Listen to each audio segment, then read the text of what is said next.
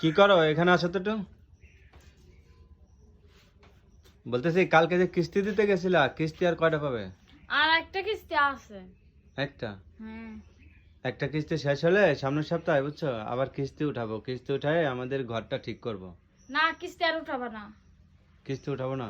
না, কিস্তি উঠাইলে তোমার দৈনিক গেলে কাম করা লাগে, কাম না করলে তো কিস্তি দিতে পারত না। এর লাগা কিস্তি আর উঠাইতাম না। কিস্তি আর উঠাতে নাহলে ঘর ঠিক করবো কিভাবে? ঘর ভাঙ্গা করেই থাকমু।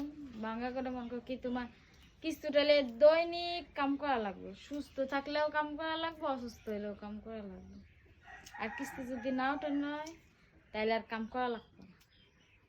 যে 2 দিনে কাম করো আইন না বাজার সদাই করলে হয়ে যাবে।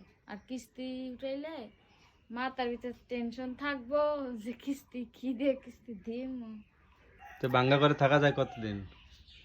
কষ্ট করতে হইব কিছুদিন, হুম। কষ্ট করতে হইব কিছুদিন, পরে উঠাম। এখন বৃষ্টির সময় না, এখন তো আরো কাজ পাইতাম না। কাজ পাইতাম না?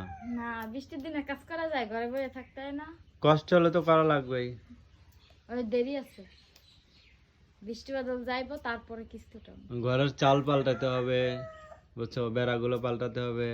পরে এখন না, এমনি এখন কিছুদিন থাকি। হুম। এমনি এখন কিছুদিন থাকি, বুঝছো। মানুষে কয় আপনাদের ভাঙ্গা ঘর ভাই। থাক, সমস্যা কি? মানুষ তো থাকে না, আমরা তো থাকি, আমাদের তো সমস্যা হয় না।